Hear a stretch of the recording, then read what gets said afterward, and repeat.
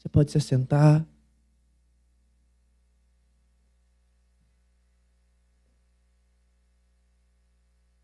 Quero saudar todos aqueles que nos visitam. É muito bom estar com vocês aqui nessa noite. As crianças, queridos, se você tem a sua criança aí, as crianças da igreja, elas podem ser encaminhadas para o culto delas infantil.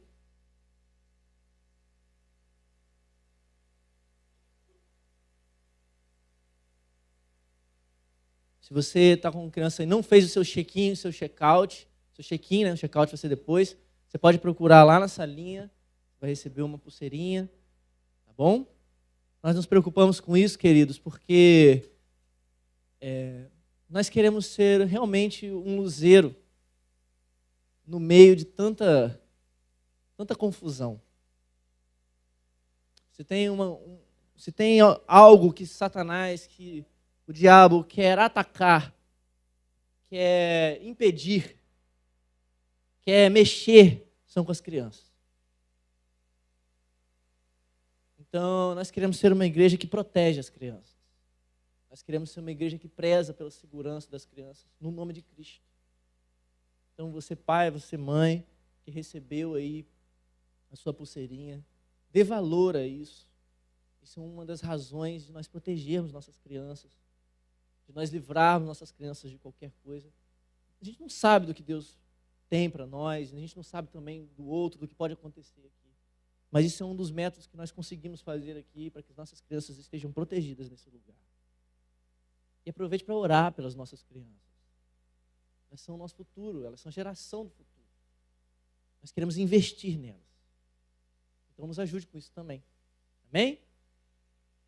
Espero que você esteja bem. Eu estava falando dos visitantes, mas cortei para falar das crianças. Você que nos visita, você seja bem-vindo aqui conosco. Nós estamos aqui para honrar o nome do Senhor e é muito bom ter você aqui. Amém, queridos? Queridos, nós estamos seguindo a nossa série de mensagens chamada Fake News.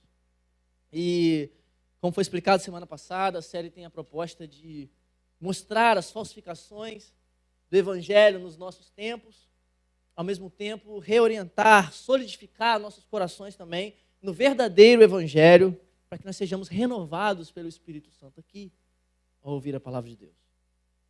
Somente pelo verdadeiro Evangelho que nós podemos conhecer mais a Deus, queridos. Nós não conseguimos conhecer a Deus longe do verdadeiro Evangelho. Não existe possibilidade de conhecermos a Deus através de outras mensagens, de algo falso. Por isso que nós precisamos manter, então, o nosso coração no lugar certo, no porto seguro, no lugar seguro, que é o verdadeiro Evangelho. E hoje nós veremos mais uma falsificação muito presente nos nossos dias, uma fake news muito presente. E é o evangelho terapêutico. E a gente vai ver a sua principal mensagem, os seus perigos, e vamos tentar encontrar uma resposta a ele na Escritura. Mas antes de entendermos o que realmente é o evangelho terapêutico, nós vamos olhar para um texto bíblico de extrema importância. O texto de 1 Coríntios, a primeira carta aos Coríntios, se você tiver sua Bíblia aí, você pode abrir no capítulo 15. Se você não tiver a sua Bíblia, vai ser projetado aqui. Você vai poder acompanhar junto comigo. Nós vamos ler o texto de 1 Coríntios, no capítulo 15. Vamos começar no versículo 1 e nós vamos até o versículo 11. Tá bom?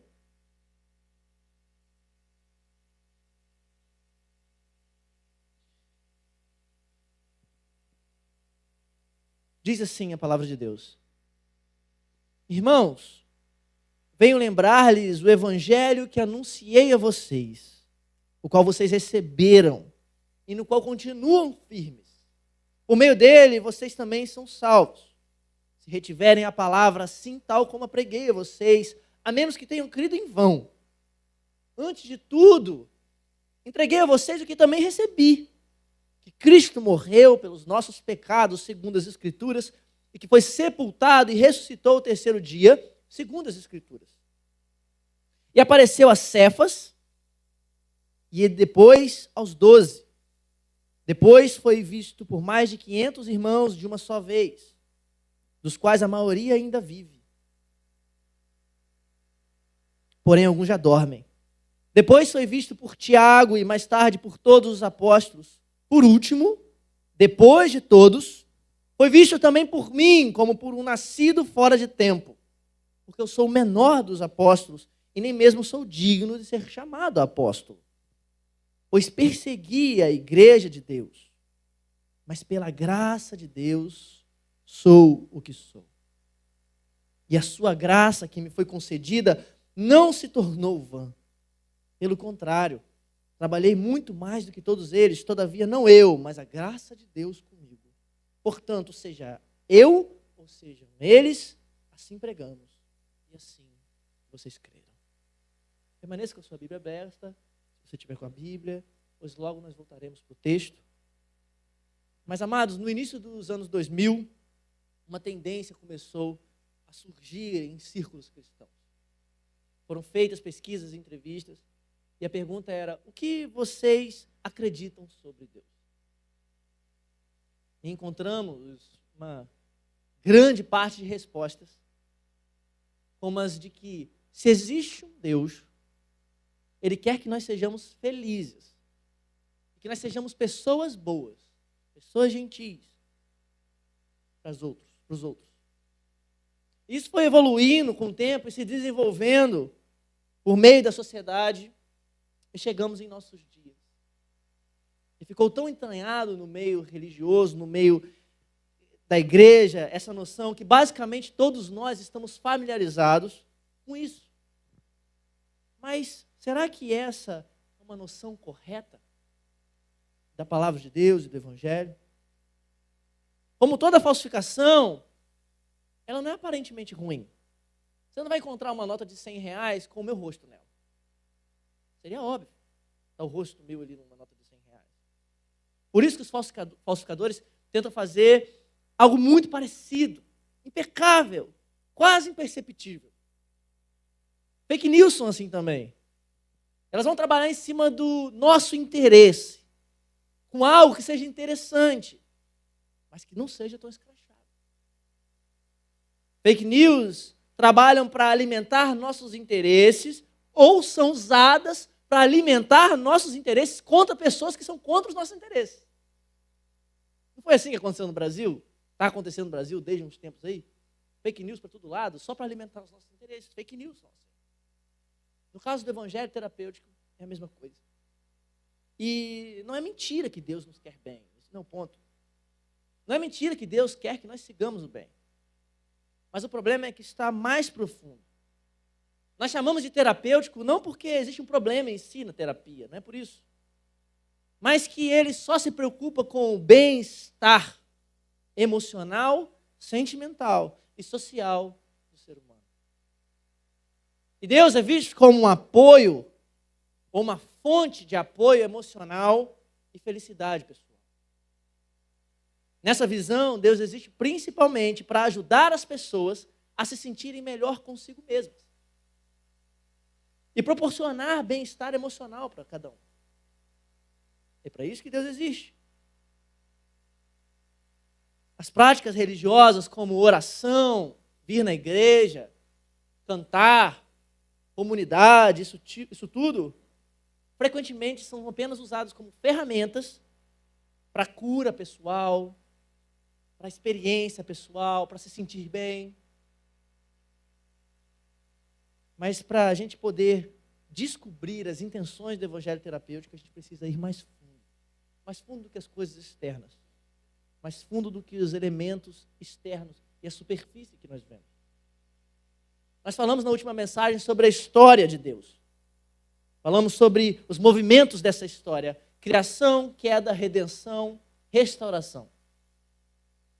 E o evangelho terapêutico tem como alvo principal o que nós entendemos como queda, como problema da humanidade.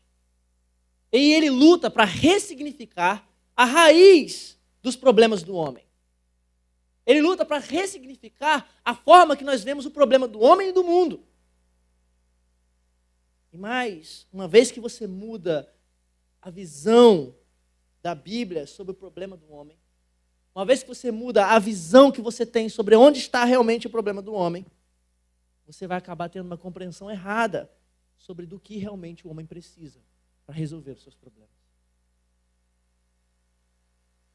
E essa fake news confunde os nossos sintomas espirituais, as coisas que acontecem externamente, raiva, depressão, tristeza, crises, adultério, tudo isso que nós vivemos externamente, comportamentalmente errado, os sintomas espirituais com a nossa doença espiritual, o pecado. Sabe o que é isso? Às vezes você está com sintomas, você está tossindo, mas você não sabe o que é, tem alguma doença aí. Ou às vezes não tem nada. Mas às vezes você foca tanto nos sintomas que você esquece que existe algo lá dentro que você precisa tratar. O evangelho terapêutico faz a mesma coisa. Mas se o diagnóstico é superficial, então o tratamento também vai ser superficial. O evangelho terapêutico, o objetivo da vida é alcançar a felicidade pessoal. A felicidade que eu mesmo defini para mim mesmo.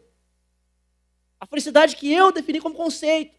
E como todo ser humano está à procura de felicidade, o evangelho terapêutico resolve brincar com esses sentimentos.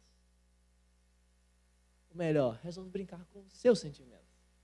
Com os meus sentimentos. Porque todo mundo quer ser feliz. E nós fazemos da busca pela felicidade e o estar bem consigo mesmo como objetivo central da vida. E nós trabalhamos para atingir esse objetivo sendo pessoas boas. Sendo gentis, prestativos com outras pessoas. Sempre que nós temos algum conflito, a gente tenta resolver rapidamente para que a gente possa restaurar a nossa própria paz de espírito. Eu não quero ficar mal comigo mesmo. O pessoal está cantando lá. Hein? Leve sua criança para lá, querido, e deixa o fogo de Deus cair sobre ela. Muitos procuram a igreja. Está melhor que o louvor daqui. Muitos procuram a igreja ou a religião, queridos, com o objetivo de serem pessoas melhores. Eu vou para a igreja, ou eu quero tal religião, porque eu quero ser uma pessoa melhor. Quero tentar acertar a minha vida. Isso porque a maioria das pessoas realmente acredita que elas são pessoas boas. E tudo bem. A mensagem da Bíblia para essas pessoas só vai ajudar mais esse pensamento. E aí, em vez de nós queremos ou desejarmos conhecer mais a Deus, nós queremos só mais um sentimento, uma experiência de autoestima elevada. Em nosso mundo, a ideia de felicidade é vendida por aí. Isso tudo vai juntando, vai se somando e vai se tornando a gente mais preso a esse tipo de coisa. As propagandas já não são mais sobre as funções que o produto tem, mas sobre como nós iremos nos sentir com aquele produto. Os desodorantes não são mais para tirar o seu mau odor. É sobre as mulheres te olharem, te desejarem, os homens virem você passando com o cheiro do Rexona. Carros não são sobre as suas funções importantes, do quanto ele consegue aguentar, nada disso. As propagandas de carros mostram toda uma adrenalina, uma liberdade, o carro passando por lugares que nunca o seu carro vai passar. Esse carro que você comprou não vai passar por nunca aqueles lugares que você viu na propaganda. Mas você precisa sentir, porque isso mexe com os nossos sentidos. Isso mexe com a forma que a gente vê o mundo. Então a gente quer sentir essa adrenalina ao comprar um Renegade. Nós somos convencidos através desse mundo de curtidas, dos likes, do reconhecimento dos outros, das propagandas, que nós merecemos o melhor quando nós somos os melhores. Por isso não importa. Se nos faz feliz, nós precisamos obter aquilo. Isso é uma espécie de acreditar em si mesmo. Como se você fosse tudo o que você precisa. E Deus vai entrar nessa equação desde que Ele esteja ajudando você a ser mais feliz. Desde que Ele não esteja te atrapalhando no seu progresso. E aí, tudo bem.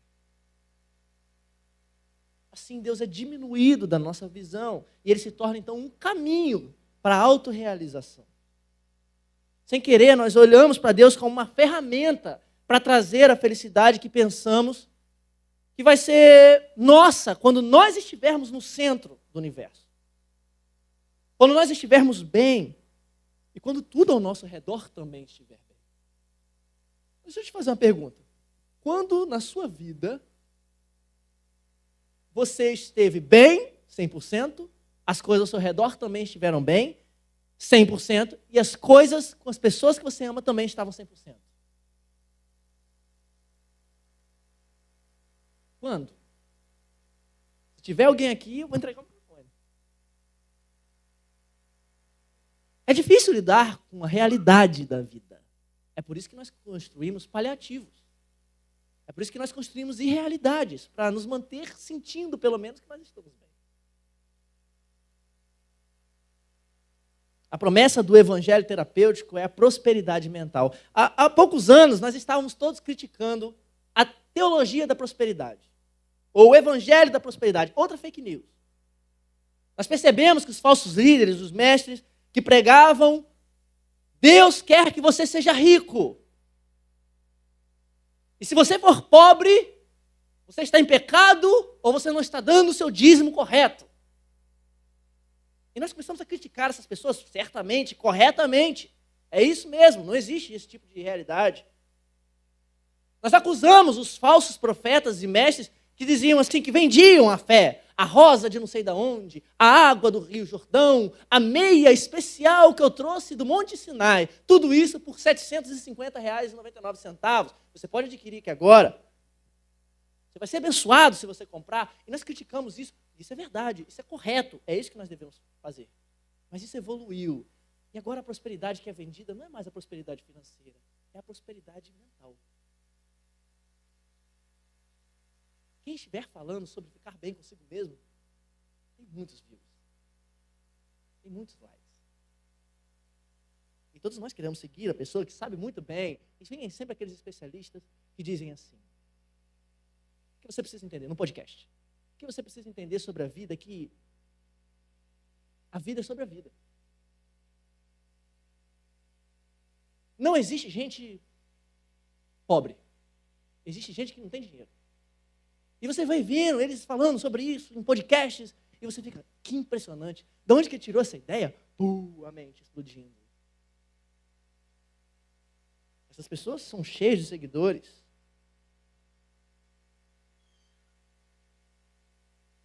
Nosso evangelho da prosperidade de hoje é da prosperidade mental. E hoje muitos vendem paz de espírito.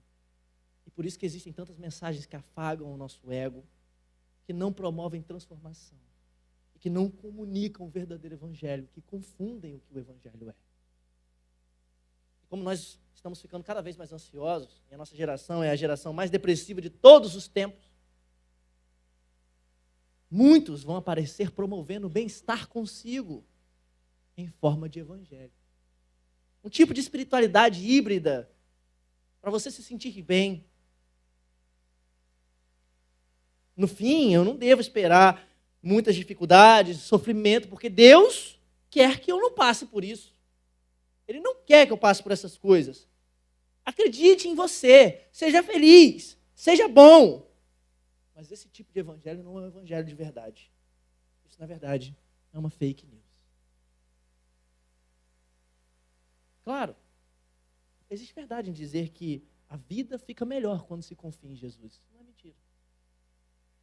Realmente. A vida fica melhor quando você confia em Jesus. Mas o que é melhor? O que é esse melhor? Você sabe o que é esse melhor? Porque todos nós temos uma visão que nós consideramos ser o melhor. Todos nós produzimos um tipo de visão que nós dizemos, isso é ter uma vida boa. Todos nós, eu, você e todas as pessoas desse mundo, no fundo, tem algo que elas constroem e dizem, isso é ter uma vida boa. E lutam para chegar lá.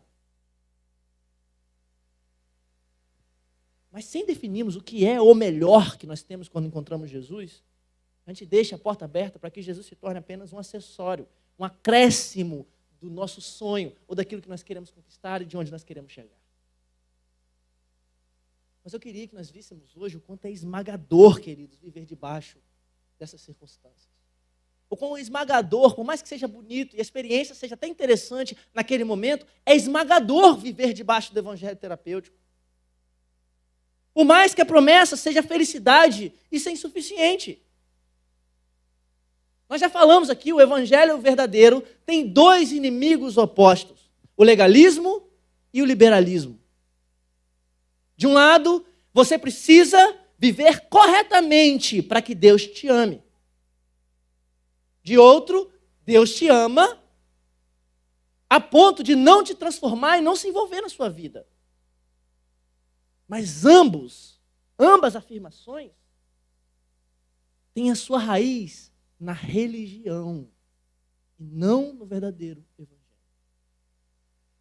Não na mensagem central de Jesus. O problema do evangelho terapêutico é que nós vamos estar agarrados à religião de qualquer forma. No fundo, no evangelho terapêutico nós precisamos de mais religião. No fundo, no evangelho terapêutico, nós vamos sempre ser escravizados pelas nossas sensações e sentimentos. Se nós estamos nos sentindo bem, nós estamos bem. Se nós estamos sentindo mal, nós estamos mal.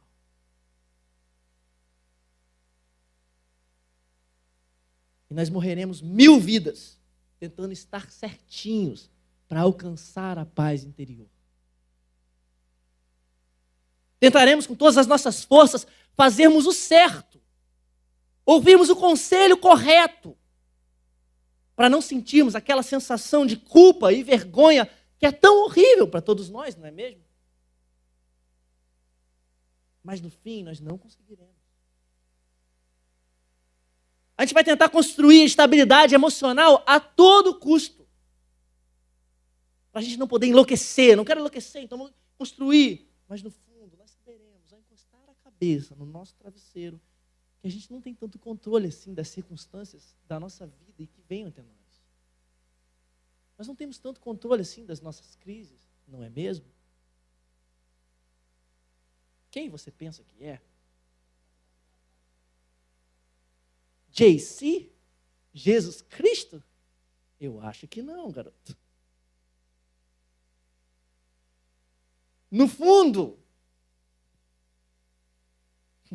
nós dizemos que não nos importamos com as opiniões alheias. É isso que nós falamos. Tá bom, João, que legal que você falou isso, mas eu não me importo com as opiniões alheias. Eu vivo uma vida livre. Eu desejo ser feliz. Mas isso também é escravizador, meu querido. A pessoa diz para você, não escute ninguém, viva a sua vida. Aí você escuta a pessoa que falou isso para você. Nós sempre vamos ser escravos das comparações com o que nós achamos que é felicidade ou não. Você pode falar, eu não ligo para a opinião das pessoas, mas vai existir alguém que você sabe que é feliz, você vai querer ser igual. Essa suposta promessa de que Deus existe para nos sentirmos melhor parece muito misericordiosa, mas eu quero que você perceba do que está por trás. Faça melhor. Essa é a afirmação que está por trás. Sinta-se melhor. Tente mais. Acredite mais em você para você ter mais sucesso. A mensagem subjacente por trás é clara. Deus vai te dar algo quando você fizer algo. E você está acostumado com isso. Você que ouve as pregações aqui, sabe o que é o nome disso? Religião. E é aqui que mora todo esse problema, porque é por isso que nós afundamos em crises e mais crises. Porque por onde nós olhamos, existem pessoas impondo seus padrões, suas regras. E até nós construímos as nossas regras, os nossos padrões de bem-estar. Nós não reparamos, mas nós caímos nisso com muita facilidade. E nesse entendimento, a resposta para os nossos problemas está dentro de nós. A chave está enterrada lá dentro. Então a gente só precisa perceber o nosso próprio valor, a nossa dignidade. Nós devemos encontrar conosco mesmos para resolver a nossa situação. Mas isso é religião. As pessoas dizem, você precisa controlar suas emoções, você precisa centrar os seus sentimentos, você precisa blindar a sua mente, você precisa dominar os seus afetos, você precisa estar melhor consigo mesmo. Você está percebendo o tanto de fardo que é colocado sobre você quando as pessoas dizem isso? Porque o evangelho terapêutico é isso. É o que todos estão dizendo. Mas a pergunta é, como? Se for construído um modelo em que eu devo tentar e tentar e tentar, e tudo isso eu vou ter que seguir, Essa é a escadinha para eu conseguir bem-estar comigo mesmo? Essa é a escadinha? Porque se for esse modelo, minhas forças vão se esgotar, porque ninguém consegue subir esse nível de escala.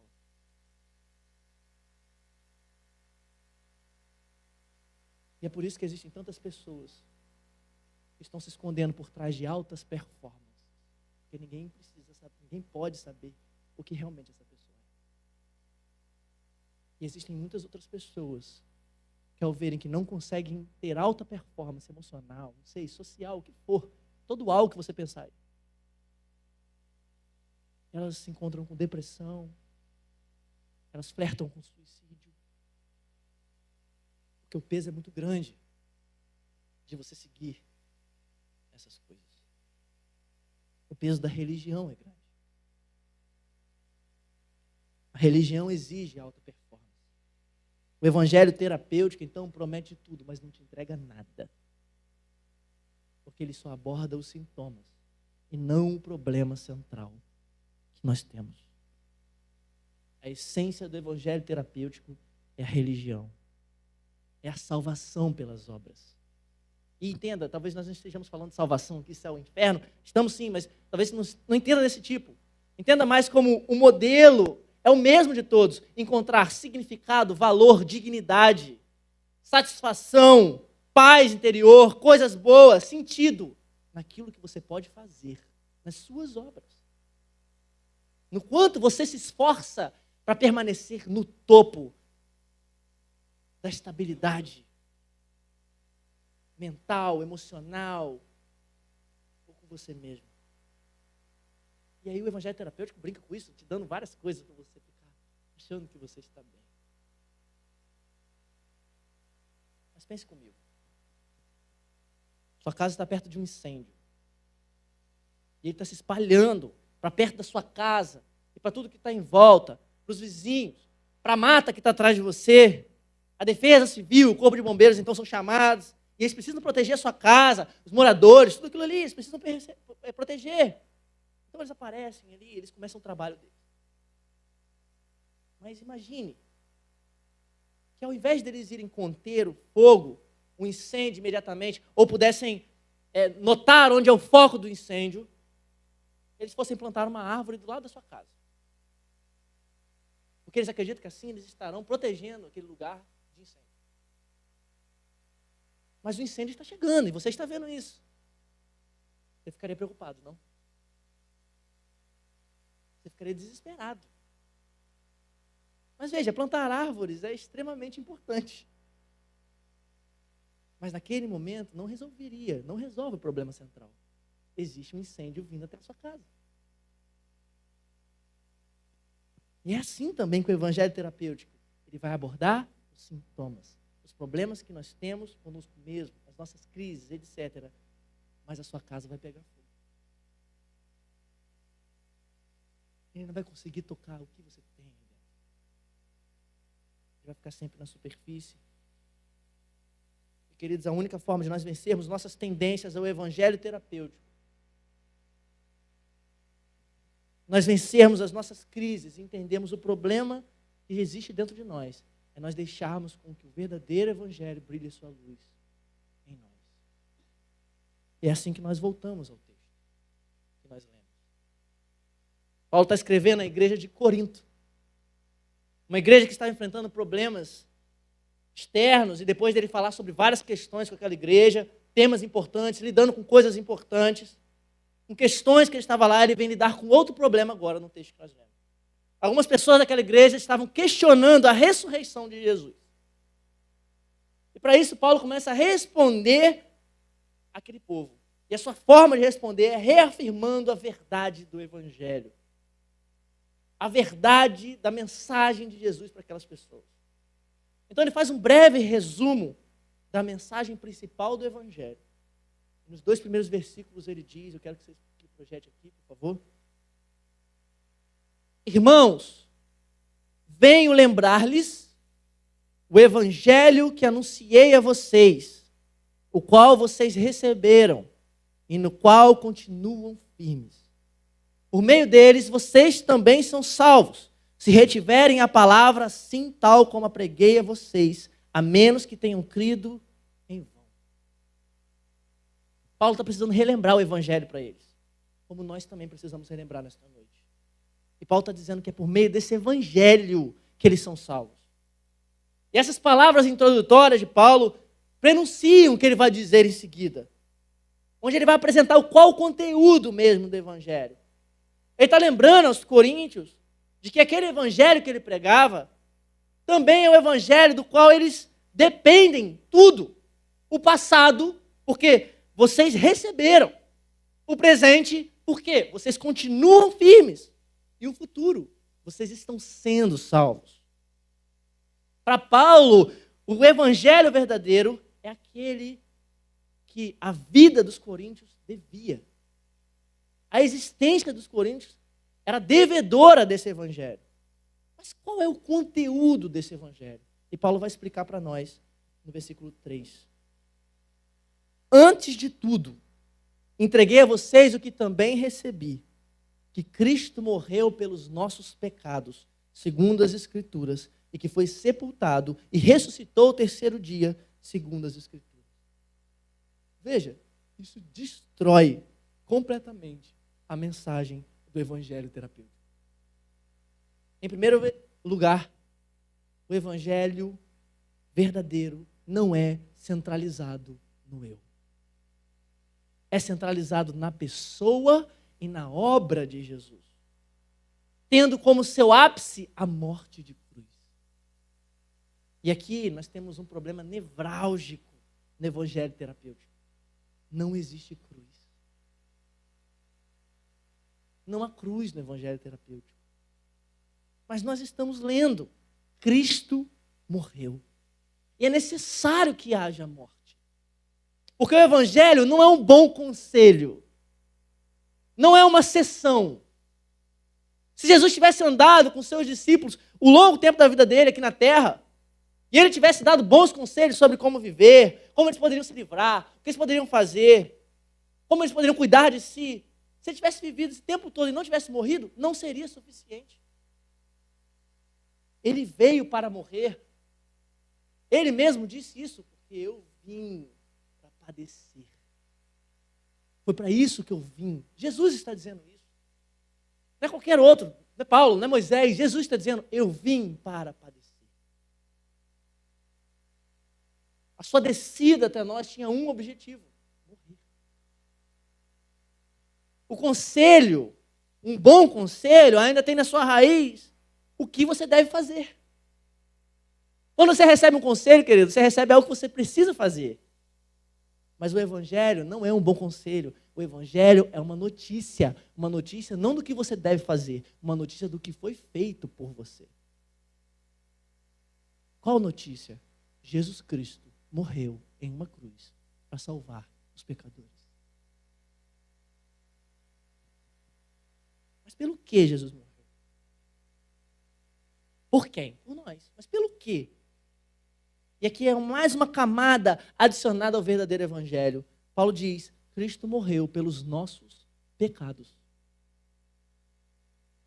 No evangelho terapêutico, o pecado é reformulado como um obstáculo para encontrar a felicidade.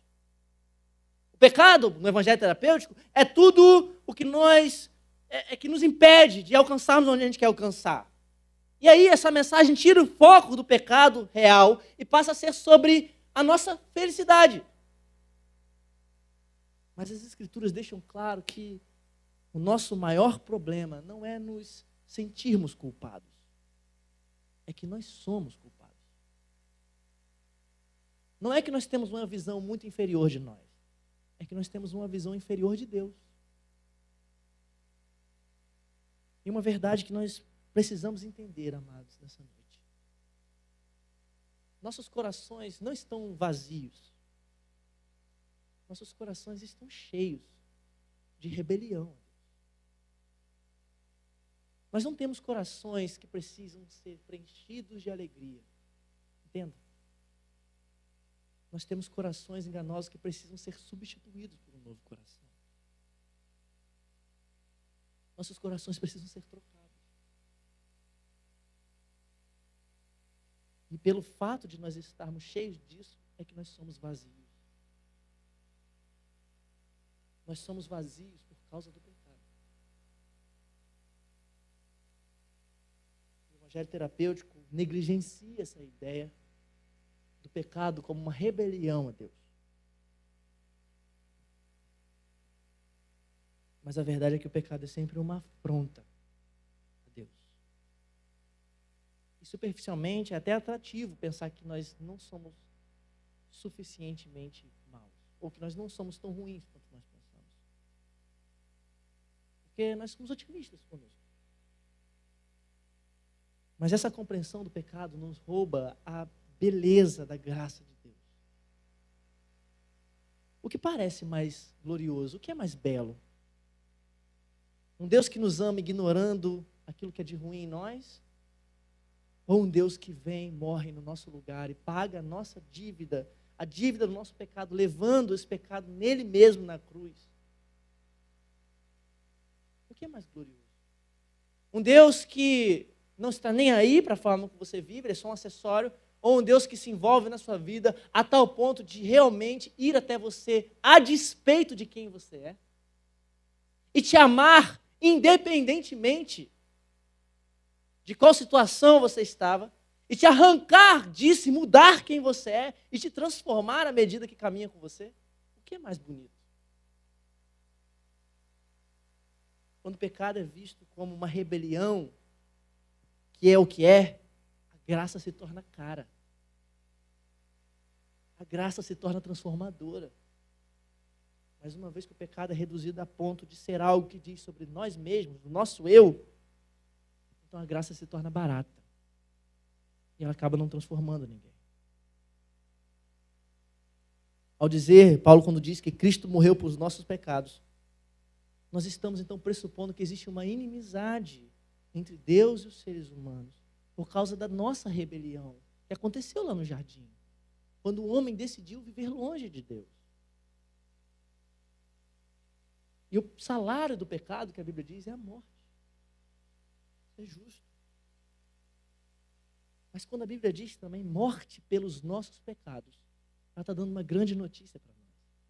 Ela está dizendo que veio alguém e morreu no nosso lugar. Veio alguém e realmente tomou o nosso castigo. Morreu a morte que era para nós, para que a gente pudesse ter vida hoje.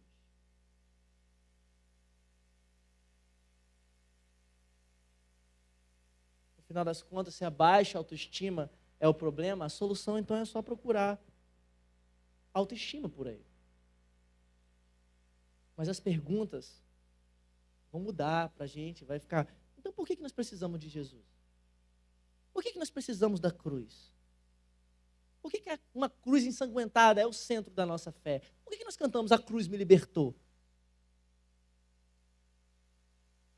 Se nossa maior necessidade é nos sentirmos bem conosco mesmos, Deus poderia ter enviado um bom sentimento para nós. Mas não. Deus enviou o seu Filho, o seu único Filho, para uma morte brutal e horrível, como pagamento pelos nossos pecados. Então, realmente, o pecado deve ser muito hediondo. E ele suportou a cruz. E essa era a nossa situação antes de Jesus. A Bíblia diz que nós éramos mortos em delitos e pecados. Mas ele veio até nós e morreu em nosso lugar. E Cristo demonstrou o seu amor para conosco, morrendo por nós, quando nós ainda éramos pecadores. Que boa notícia. Depois Paulo continua dizendo que esse Jesus foi sepultado, confirmando a realidade da morte, é real. E depois Paulo diz que ele ressuscitou o terceiro dia. O que Paulo está querendo dizer? Que se um cadáver foi colocado naquele túmulo, então a ressurreição que acontece depois deve ser reconhecida como uma realidade objetiva. Não é apenas um fenômeno espiritual. Não é algum tipo de fantasma. É real. E também precisa ser reconhecida como algo que nos aponta para um futuro. Que nos arranca de sermos pressionados pelas coisas que acontecem conosco no aqui e agora. Os problemas, as soluções dos problemas do agora. A ressurreição nos aponta para um dia em que tudo vai ser restaurado completamente. E a ressurreição coloca a nossa esperança nessas coisas. O Evangelho verdadeiro diz que a solução só pode vir de Deus.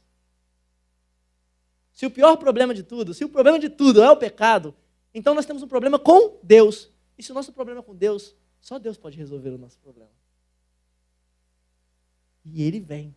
A boa notícia é essa. A good news é essa. É que Ele vem resolver o nosso problema em todos os sentidos. Do início ao fim. E isso não é uma fake news. E depois Paulo continua a reafirmar essa mensagem historicamente, relembrando que esse Jesus apareceu para muitos. E por fim, para ele. Ou seja, Deus é real, é isso que Paulo está dizendo. Então Paulo diz algo muito especial no versículo 10. Depois dele demonstrar que ele era um indigno, que ele até perseguiu a igreja, antes de ser encontrado por Jesus, ele diz no versículo 10, mas pela graça de Deus, eu sou o que sou. E a sua graça que me foi concedida não se tornou vã. Acima de tudo, acima das concepções humanas, acima dos conceitos humanos, o verdadeiro evangelho é recheado, é encharcado de graça. Não é sobre o que você pode fazer. Isso é religião, meu amado. A religião diz o que você deve fazer para encontrar o que você quer, o seu objetivo. O Evangelho diz que Deus veio fazer por você aquilo que você jamais conseguiria fazer. Isso tira um fardo de você. O Evangelho verdadeiro é cheio de graça. É um Evangelho de graça. Não é o Evangelho do desempenho. Não é o Evangelho do desempenho emocional. É o Evangelho onde a graça é o motor propulsor para viver. Enquanto todas as falsificações trabalham com o método religioso de seguir algo, obedecer corretamente para obter algo, o Evangelho verdadeiro diz sobre a graça de Deus que nos torna quem realmente nós somos. De Deus ter nos alcançado quando ainda não tínhamos nada, absolutamente nada em nossas mãos, nada para entregar. Nós estávamos no monturo, nós estávamos longe, na escuridão, e Ele veio até nós. Que grande amor! Pense comigo, se eu quiser encontrar significado e bem-estar, seguindo os passos corretos, sempre vai haver algo que Deus vai ter que me pedir para eu chegar lá. Algo que no fim eu vou acreditar que eu mereça para ter qualidade de vida. Mas se eu sou um pecador salvo pela pura graça, não existe nada que Deus vai me pedir. Não existe fardo que eu vou ter que carregar. Não há nada que eu possa fazer. Não há peso do pecado. Eu deixei a minha culpa e a minha vergonha na cruz do Calvário. E o nome disso é graça. Por isso, meus irmãos, para a gente poder vencer essa fake news, nós precisamos colocar Deus no centro, porque o verdadeiro evangelho tem Deus no centro.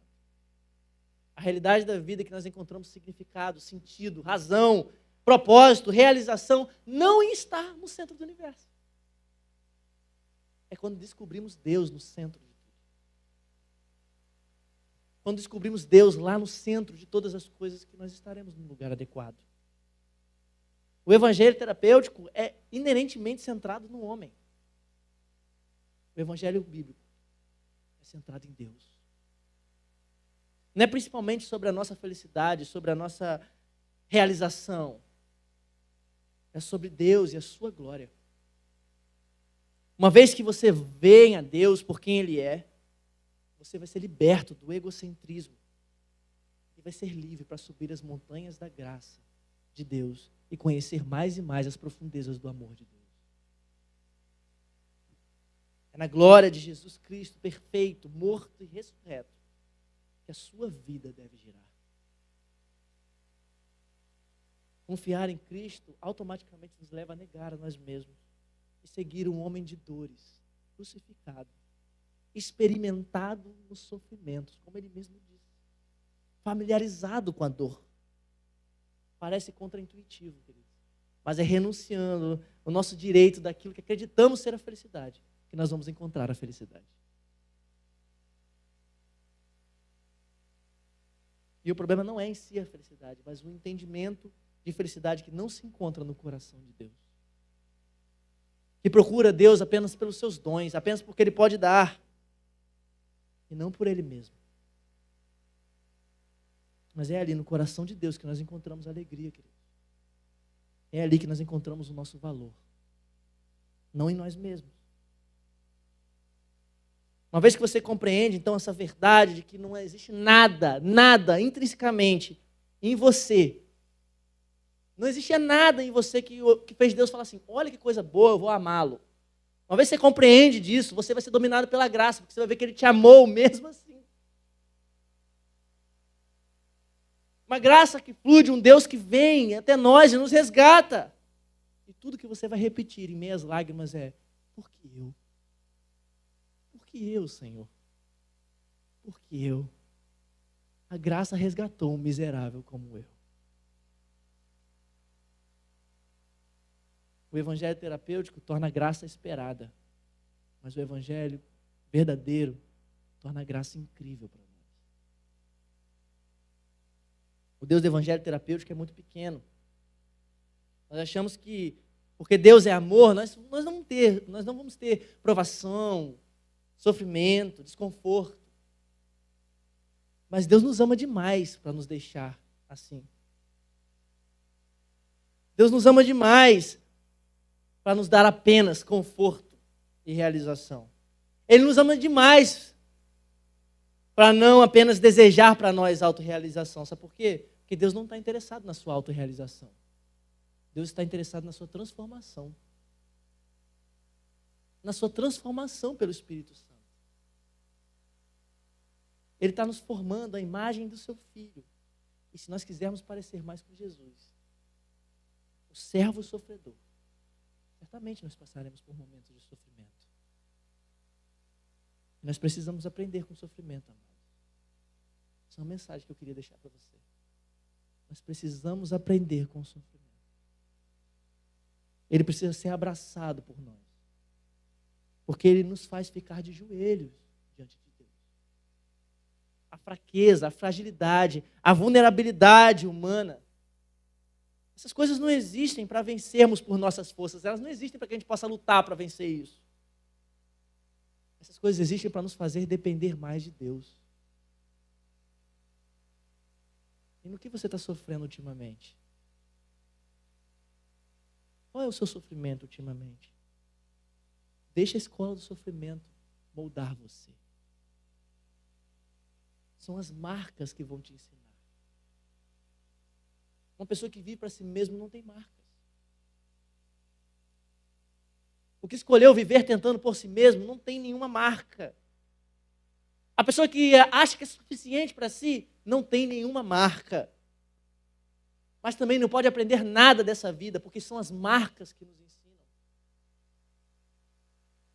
O sofrimento nos marca, a fraqueza nos marca, a vulnerabilidade nos marca, mas também nos leva para a graça. E no final nós ouviremos aquilo que Paulo ouviu aquela vez: a minha graça te basta. Você só precisa da minha graça. E maravilhosamente o sofrimento vai ter um fim, queridos, quando Jesus voltar. Em algum momento do texto, lá no versículo 19, Paulo diz algo muito importante. Se a nossa esperança em Cristo se limita apenas a esta vida, somos as pessoas mais infelizes desse mundo. Se a nossa esperança é somente para as coisas dessa vida, paz psicológica, bem-estar pessoal, autorrealização, desenvolvimento pessoal, etc., nós seremos infelizes. Porque a nossa esperança deve estar no futuro.